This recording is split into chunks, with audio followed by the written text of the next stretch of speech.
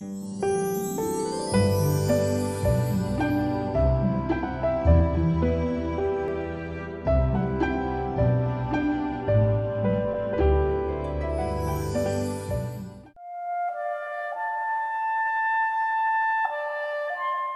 теректер, тоо күзөтүп ыргала, түпкүрүнөн тунарган бир суу агар, жамгыр төгөр, шамал согор, канча бир жаралыштар, жоголуштар ырдалар. Туура көчөң, турмуш беттеп төгүлүп, тунжурайсың толук ачпай өңүңдү, туюш үчүн жыш толкунду сендеги турпагыңдан алыш керек өмүрдү.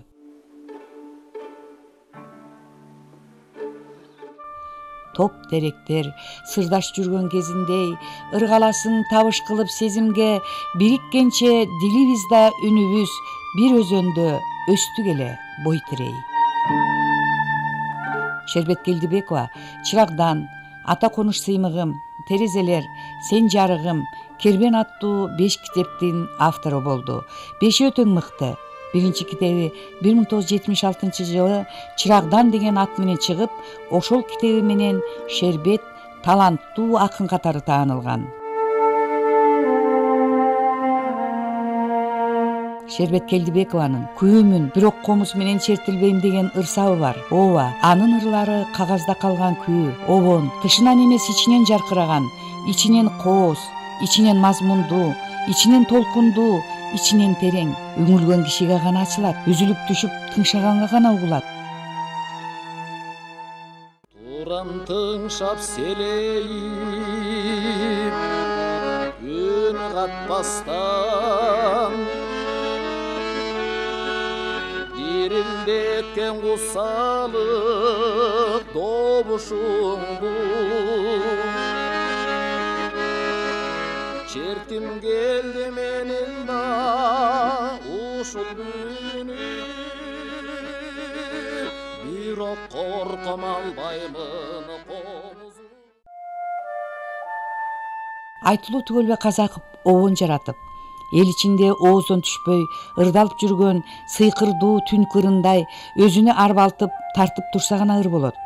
Шербет Келдибекованын дээрлик баардык ырлары ошондой касиетке ээ.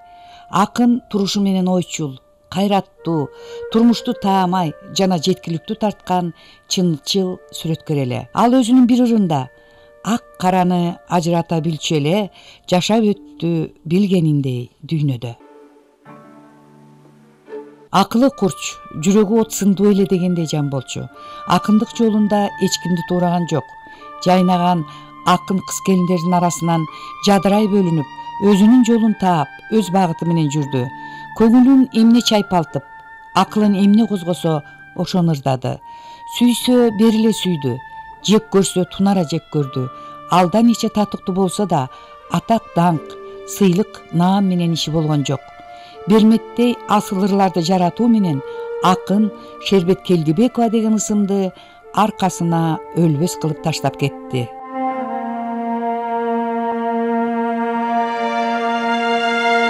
Кыздар поэзиясынын көрүнүктүү өкүлү, кайталангыс талант Шербет Келдибекованын 70 жылдыгына арналган эскерүү поэзия күнү Касымалы Баялинов атындагы Республикалык балдар жана жаштар китепканасынын маалымат өнүктүрүү борборунда өткөрүлдү.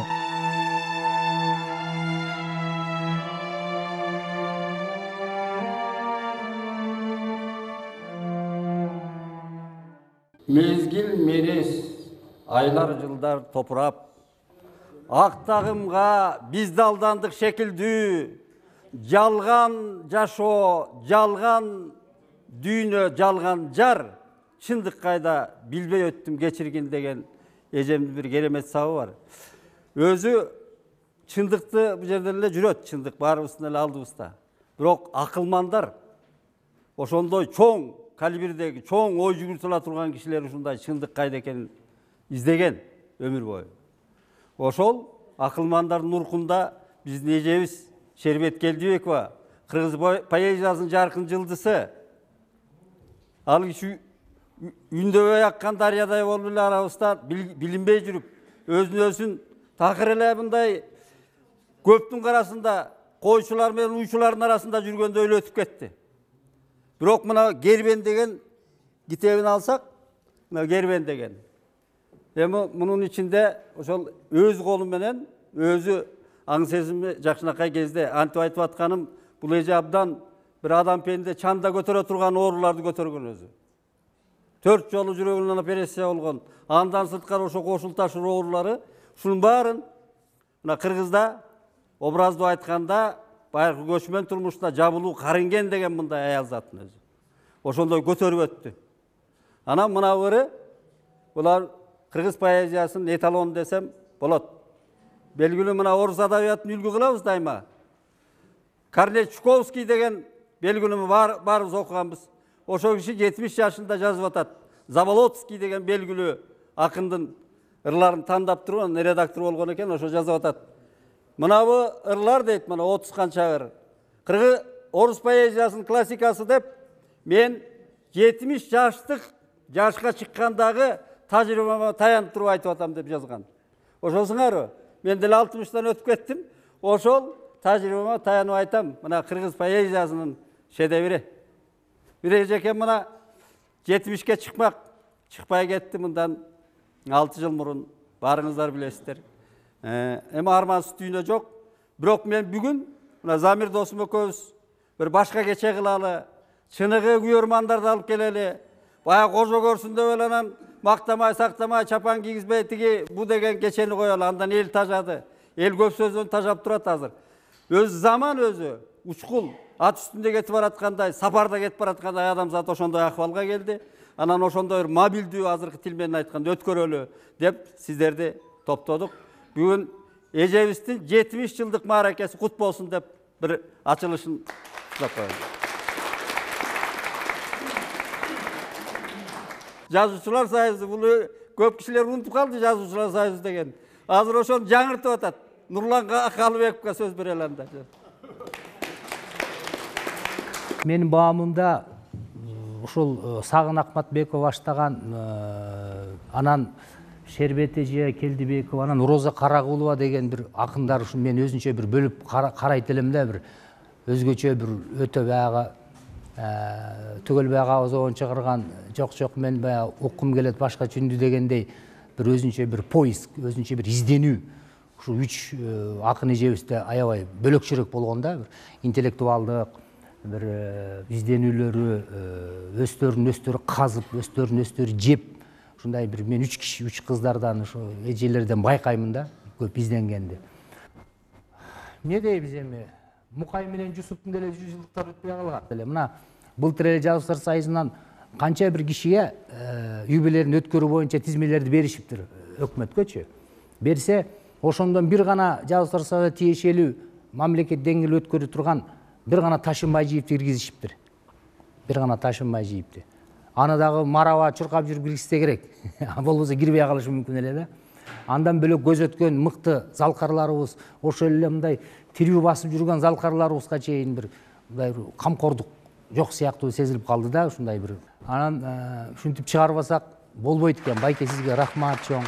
Бул өзү муну уюштуруу башка, бул Маданият министрлигинин, Жазуучулар союзунун керек болсо өкмөттүн иши боло турган иш-чара болчу. Муну бир жеке бир ушундай тууган уруктары ушинтип чыгараткан үчүн рахмат. Шербет Келдибекова тууралуу замандашы кыргыз эл акыны Асан Жакшылыков, филология илимдеринин доктору акын Айда Эгембердиева, коңшу Казакстандан келген поэзия күйөрманы Кадиша Асекова, курбусу Калбиби Сариева жүрөк толкуткан жылуу пикирлерин айтышып, чыгармачылык жолуна терең талдоо жүргүзүлдү.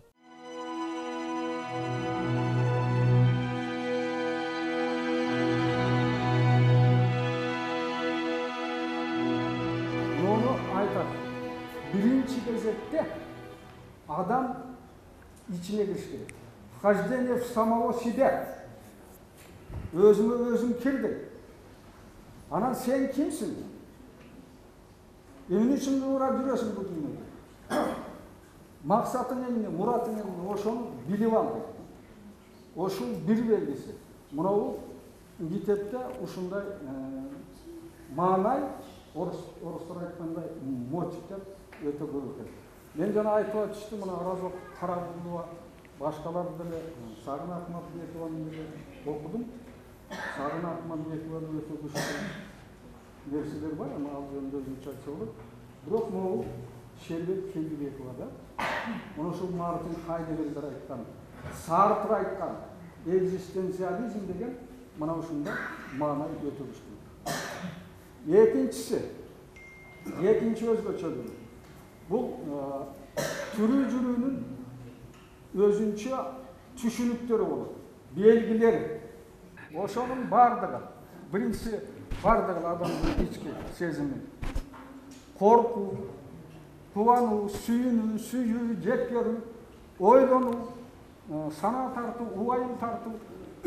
Ушунун бардыгы ушул агымдын негизги түшүнүктөрү.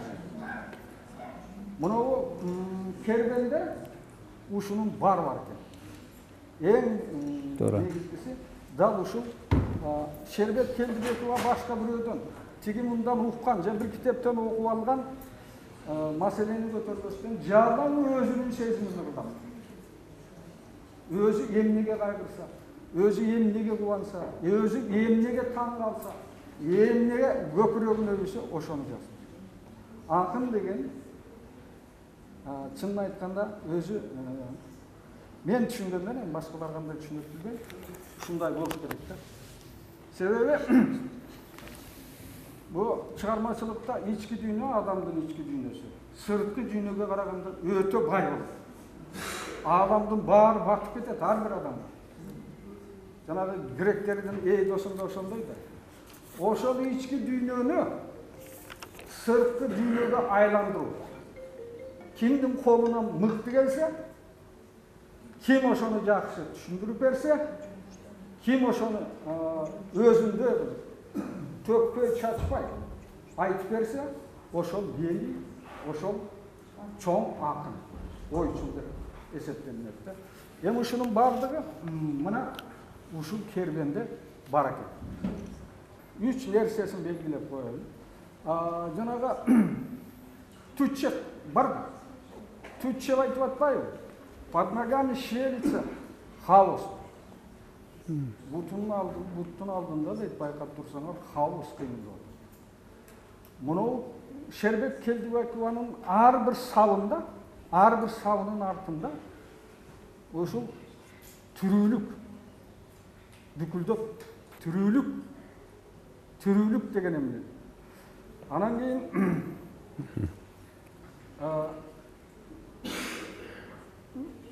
муну дүйнө көрүм деп коет. Мировидение. Дүйнөнү ким кабылдайт, кандай кабылдайт, кайсы ракурстан, кайсы бурчта туруп, кайсы жерде олтуруп, ошону көрөт, ошол дагы чоң маанеге ээ болот. Мен бир эксперимент силерге сунуш кылам, каалагандар болсо көрсүн. Шербет Келдибекованын ушул ичиндеги эң эле жаман деген темасы болсо деле, ошону тандап алгыла дагы. Анан кыргыздын жанагы фольклорный мышлениеден чыга элек. Биз айтып атпайбызбы азыр? Уйкашы болбосо бул поэзия эмес. Уйкашы болбосо бул кыргызга жат болот. Ошондой мыкты классиктерден тапкыла. Ошол темада жазылганырды. Анан катарына коюп туруп окуп көргүлө. Таптакыр эки башка дүйнөнү көрөсүңөр. Бул киши таптакыр башка. Текшерип көргүлө. Үчүнчүсү баягы Ницше. Ал да ушул экзистенциализмдин өкүлү болгон. Бу акындар тажатты дейт. Ушул акындар дегендей. Сезимдин түбүнө түшө албай дейт. Бер жылкы деле тайыз жерде тизесинен келген сууга шалпылдап эле мынтип анан кийин ардемени айтып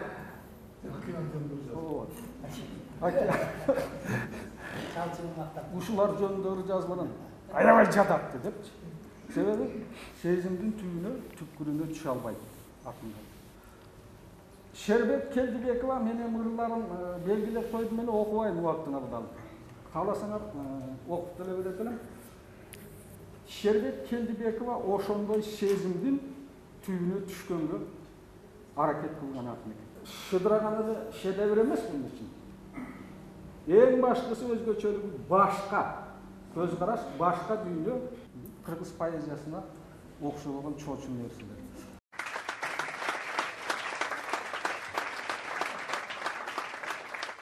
Дагы эле Салжан аке айтчу, ушу биздин кыргыздын акындары бүткүл ааламдын атынан сүйлөйт атан көр, сүйлөсө эле тетиги СССРдин атынан, бүткүл дүйнөнүн атынан, өзүнүн тагдырын өзүнүн атынан сүйлөгөн акындар аз деген. Мына эжекем ошол өзүнүн тагдырына таянган ырлардын баарын өзүнө.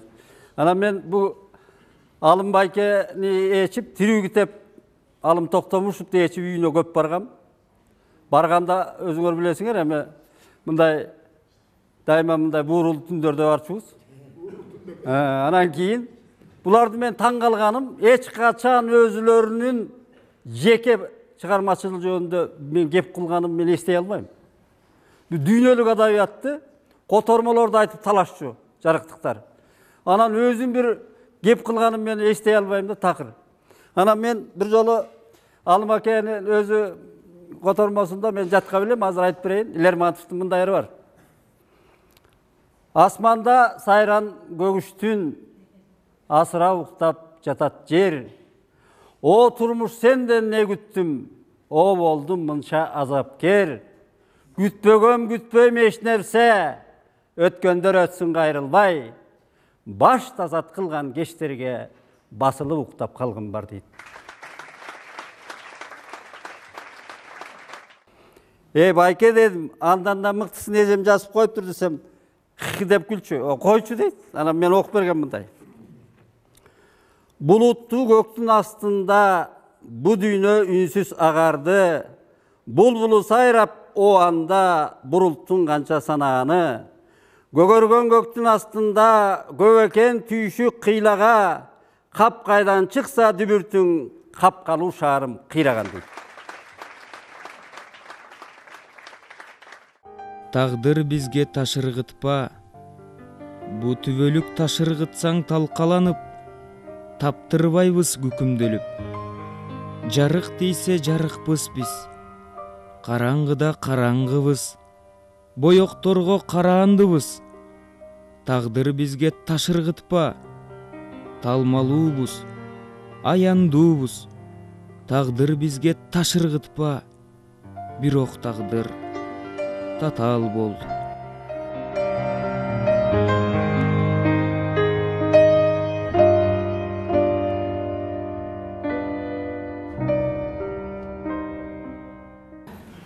Şerbetli özgürlük geçesi ötüp жатканы bir çeti kuvанычтуу болсо, bir çeti ötө өкүнүчтүү. Ушу 70 жашка келип, ушу өзүнүн көзү тирүү болуп, юбилейи туулдап өтсө кандай жакшы болот эле деп өкүнөт экенсиң. Акын кыздар асылы, акын шербет. Шербет ыры сесимдерге жакын шербет. Өсүң жок ак кагазда шербет ырың. Көп сырды ойго салып, жанды термейт. Акын кыздар шедеври, акын шербет. Кубулжуп өсүң бермет, ырың бермет. Теңир тоо булагындай тунук ырлар. Талпынат алыстарга кулат сермеп. Күлүндөй алатоонун назик шербет. Жасканы көңүлдөргө асык шербет. Жай басып, жасыгы жок өтүп кеттиң. Жан сырың ырларыңа чачып шербет. Акын кыздар таттуусу, акын шербет. Мүнөсү адамдарга жагым шербет. Момурап жүрүп алып ырларында от болуп күйүп турган жалын шербет. Атында ата энеси таап койгон шербеттин өзү шербет, ыр шербет. Миң ааламга жеке туш келген, дүйнөлөрдөн дүйнөнү издеген, болсом дагы сага чоочун серт, бирөөлөргө тааныш кишелем. Миң толкунга жеке туш келген, жалындардан жалын издеген, болгон менен сага күйгүм түн, бирөөлөргө жарык кишелем.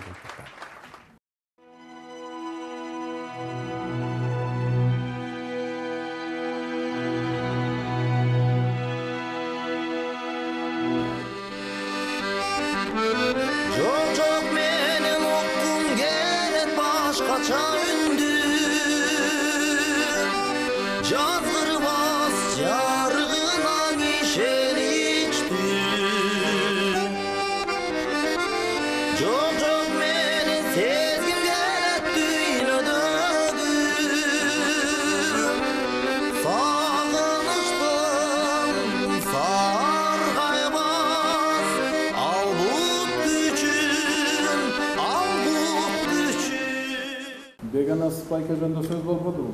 Беганас Сартбагабыз Асекем айткан жылдарда Тоғыз жылдыз деген bir жакшы ирим түскөн. Анау Ленин заводунун клубунда болчу. Анан ушу кыздардын баарын козудай тизип алып арасына торпактай болуп мени кошуп жиберип. Тоғыз жылдызында жүрөбүз баарыбыз. Анан мен ойлоп коем, мен ыр жазбасам, эчтеке кылбасам, биякта эмне жүрөм? Беганас Пайка менен кошунабыз да. Ал эшит болот. Күнгө жүр деп. Көрсө ушул кыздардын жазган ырларын окусун дейт экен. Анда мен обондо эле чыгара элекмин, эчтеке кыла элекмин. Анда бүт өнөрдүн баарына кызыгып жүргөн кезимде. Анан келсем, Асеке сизде бар десе, ошо Шербет эже, Роза эже, дагы Роза Мукашева, Айгүл Узакова, ушундай таланттуу кыздардын баарын жыйнаптыр. Анан ар бир чогулганда ушундай бир оригиналдуу жакшы ырларды окушат да. Булар ошол ырлары менен мени поэзия дүйнөсүн сүйрөп кирип кетишти. Салижан агабыздын бир ыры бар эмеспи? Ушу поэзияга берген аныктамасы бар. Таасиринен дүйнөнүн сезимин көбүрөр, ичке батпай ташкындап сыртка төгүлөр, катып калар мөлтүрөп болуп кристалл.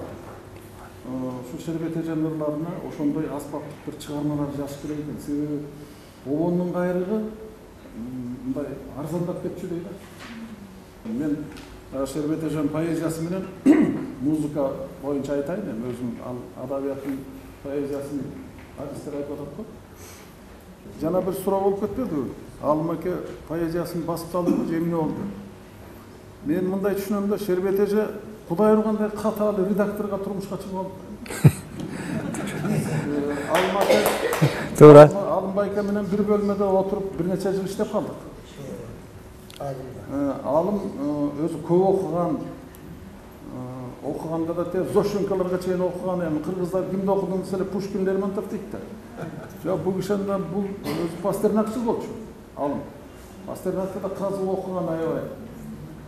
Анан баягы Уитмендин жалбырактары тигулар чыккан учурдагы поэзияны сүйлөшүп калганда тим эле сууга кирген балыктай кетет эле, шуулдап. Көп окуган, билимдүү адам болчу да, анан кийин чыгармаларга баа бергенде, өзүнүн оюн айтканда эч качан кишинин көзүнө карачу эмес. Ошондон улам Шербет эженин жанагы кербенин түзүп атканда биз журналда иштеп жүрсөк керек эле. Ошондо Алым аке ушуну баарын жыйнап түзүп, анан сыртына эмне сүрөт коерунан бери ошо акылдашканыбыз эсимде. Ушул неберемдин сүрөтүн коюп коеюнчу, эстелик болсун деп, колун көтөртүп, өзү тартып сүрөткө. Анан Алым Токтомушев редактор болсо, анан бул жыйнак жаман жыйнак болчу. Өзүнүн баягы жолдогуларында деле Алымдын дала ырларын өзү киргизбей койгон. Мына жупкадай болгон китеби бар, бирок ал классика болгон. Ошондон улам бул эки чыгармачыл адам бир үйдө жашаганын жакшы дагы, жаман да жагы бар да. Анткени тартын бул эмне дейт деп отуруп далай, поэзия сезимден турат, акылдан турбайт да. Туурабы?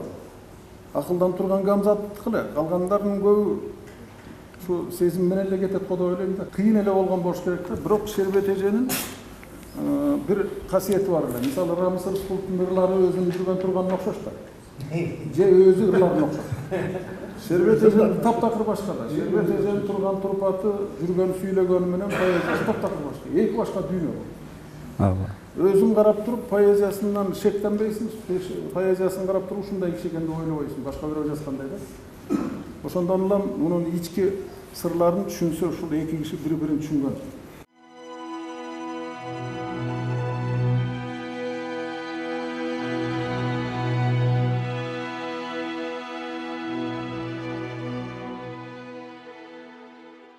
Bir туугандарын бияка чакырам. Bir кол чаап койбойсуздарбы? Айылым бөлөп айдан 3 жылда келемин, Ашығып самат көңілді, алған түсімді көрдім. Тұрағым бөліп менен, туылған жерсен деп келемін. Тұтанып туйлап көңілді, тұманды түсімді көрдім.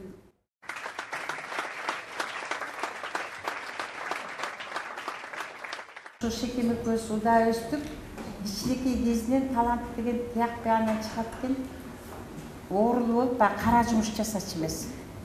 Бұл ойма ойчу, сайма сайчу, киім қышчу. Ошондо шырда ойған оймаларын қарап отырып, мен таймен барлап, ушунчалык иштүү уз адам эле байдын келин экен, илгери ойгон оюларын, саймаларын алыстан атартып келип алып кетишчү экен өз элдин айтымында. Ошо тайнем карап отуруп, бул шербеттин оюсу такыр башка, мындай ою деле Кыргызда жок, муну шербет ою деп аташ керек деп айткан эсимде да. Анан аны сал. Андан башка бул эжем биз кошо жашап калдык, мына сезим экөөбүз чогуу чөз жашачубуз дагы тоо жылдыздын убагында. Таң атканча ыр жазчу да. Ыр жазып, журкан коронуна ыр жазып, улам уктап кетти, ойгондосуң жазып атат, ойгондосуң жазып атат. Ошондо бир ушундай ырларды жазган. Анан эртең менен айтчу, ырларды 4 сааттын уйкашып калып атат. 20 куплет жазсам да 4 сааттын уйкашып калып атат. Уйкаштарын кайра кетирип, ушундай талант деген ушундай болот деп, туш жагынан чыгат экен адам. Анан кийин ушул алым менен кандай чогуу жашап калды, мен баягы удаа болуп чогуу жүрөм, барабыз. Алымдын жаш кезинде жазган Огом деген ыры бар экен, абдан жашынакай сөзү. Ошого шербет эжем чыгарган экен. Кана жаштык саясын андагы аваз кайда бар алыстан кайып өтсөк дагы аңыздай таныш албалар аңыздай тияныш албалар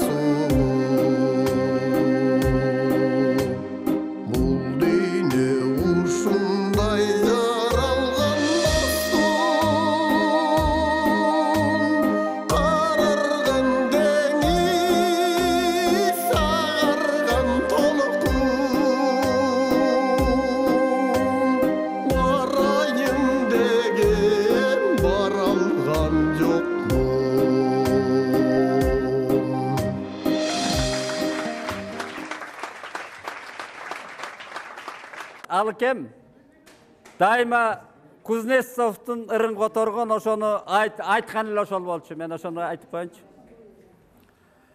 Күн чак түштө чырак кармап басышат. Өлгөн башка мени көмүп жатышат. Emnege deyim, emnege. Jin tiydibi, жегөсүңөр көргөле. Жоо бугам далы таптап жуаткан, эч нерсе эмес, текшеребиз тияктан дейт. Жакшыго жан азыгын издегеним, ажайып дүйнөмүздү араласам, ан сайын сүйүүм күчөйт сизге менин. Эх арман, азыр жоксуз, капаланам, эстесем көрүстөнгө сапар алам, койгон таш белгиде күлүмсүрөп, кош салкар жатасыңар катаранан. Ал кем айтса бүтпөс дастан беле, асылды унутабыз жаштар деге, экөөңдүн чексиз эле жан дүйнөңөр, эк балким тардык кылар аспан деле. Бир сырдуу ырларыңыз таңданамын, билинбей сыйкырына арбаламын, мезгилдин өкүмүнө башын ийбей, мен сизди ыйыктуулай карманамын. Айттыңыз аңтар теңтер замананы, ар бир ыр жүрөктөрдү аралады, жалындуу сиздикиндей зор талантты жараткан буюрса экен мага дагы. Айтылат атагымыз гүл өмүрдө, акшамдуу бүт Кыргыздын түнөгүндө, жаркыган ыр жылдызы шербети же жашайсыз урпактардын жүрөгүндө. Улуу, теңдешсиз, сюжети дагы, көлөмү дагы, Олжек адабияттын шедеврин манас жараткан элдин урпагыбыз. Мына көбүң классиктер отурасыңар ушул жерде. Көбүңөр мыкты акындар отурасыңар.